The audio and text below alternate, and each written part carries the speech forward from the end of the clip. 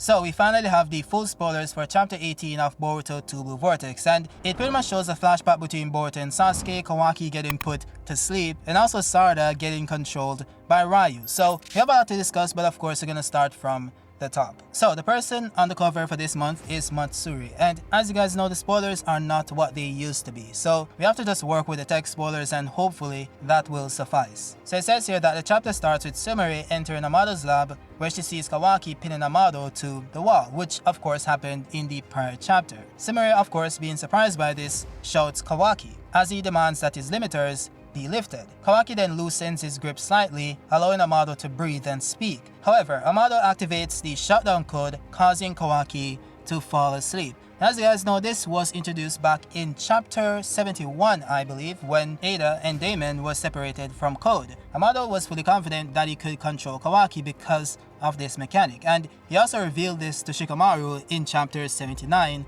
when they threatened to kill him. So yeah, this isn't anything new because I saw some fans being confused about this, saying that it's a plot convenience because I guess they forgot that this was already revealed in part 1. So yeah, I think most people saw this coming, but I do wonder if Kashin Koji saw this coming as well, because you'd assume that Boruto telling Kawaki to confront Amado was a part of Kashin Koji's plan, because they have the agreement that only a select few should have knowledge on the future, which is what Boruto told Kawaki about. So it will be interesting to see how this plays out, and also if Boruto himself was aware of this shutdown code, and if Kashin Koji kept this from him, similar to how he kept the fact that Himawari was the target of Jura a secret, along with the fact that Himawari had a version of Kurama. So again, we'll see how this plays out. Now it then goes on to say that there was some small talk between Amado and Sumire while Kawaki was asleep. We then switch over to Sarada in Sunna, which of course is referring to the Sand Village. It says here that Rayu, Sarada, and Mitsuki are heading towards where Yodo and Araya are, but Rayu seems suspicious, so he activates his Iron Sand power. Now I think this translation is a bit wonky because of course I think it's implying that Rayu sensed that something was suspicious, thus why he activated his Iron Sand. It then says that the page after the sneak peek is a flashback when Moegi and Konohamaru were still kids. It then also says that Matsuri is still blushing.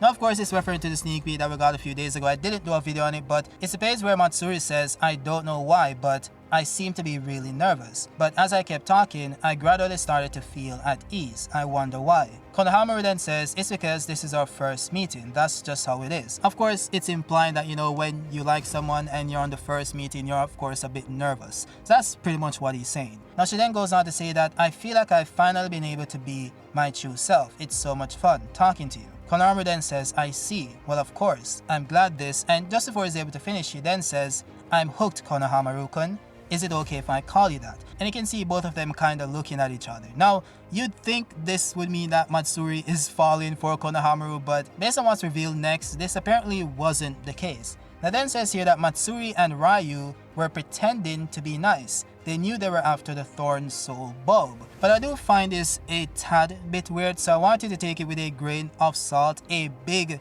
grain of salt given what happened last month with the Damon spoilers, because it could be the case that they weren't actually pretending, and of course their actions would support that idea, unless these Shinjus are some of the best actors I have ever seen, even though they're like a few days old. So it could be the case that Matsuri was simply fed this information by the trees that also told her that Boruto was here, which she referenced in the prior chapter. And this could have happened over the course of her conversation with Konohamaru. And as for Rayu, it also doesn't make sense that he felt that something was suspicious, because if this is correct, he was pretending from the start. So again, take this with a grain of salt. Now, it then says here that Kawaki wakes up in a room with Amado, Sumire, and Akebi's body, and Akebi of course being Amado's daughter, which of course is in the form of Delta's body. It then also says that they have a long talk, probably about implanting his karma seal, and Kawaki doesn't want to do it. And of course this references Amado's plan, which is to have Kawaki implant his karma seal that contains Akebi's data into Delta's body, which of course will allow her to resurrect in that body. Now of course this isn't a certainty, Amado doesn't know what will happen, and of course this could birth a new Otsutsuki, we have no idea.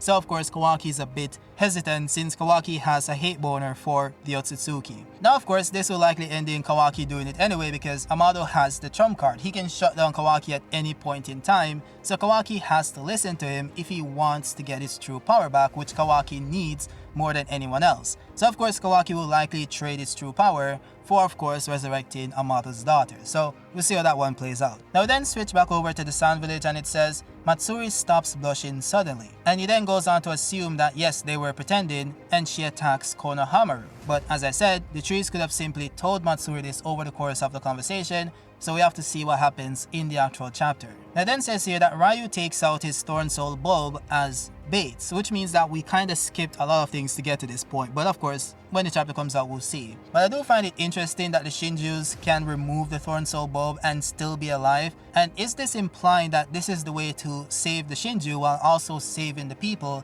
inside the trees? Now of course it could be the case that once you use it to resurrect the person, the Shinju then dies, so it depends on what the writer wants to do. It then says that the Thorn Soul is floating in the air. He seems to be using it as bait, so Yodo charges towards it and tries to grab it. And of course I mentioned this in my prior video and also the stream we did yesterday that Yodo is going to mess up the plan, and this was heavily implied in the chapter itself. First by Yodo obviously being very anxious, and Araya noticing this and tells her, I beg you, please don't do anything reckless. She then angrily shouted at him, telling him to quit telling her what to do, and also says, I'm gonna do whatever it takes to rescue Shinki. And whenever a character says this, guys, I want you guys to understand, anytime a character says this, something is going to go wrong because of their actions. And this is also implied later on in the chapter again, when she then says, hang in there Shinki, while also looking very anxious, which again Araya takes notice of. So the writing was on the wall and it's obviously playing out at this point in time. Now it then goes on to say that Sarada takes out a kunai and rushes towards Yodo.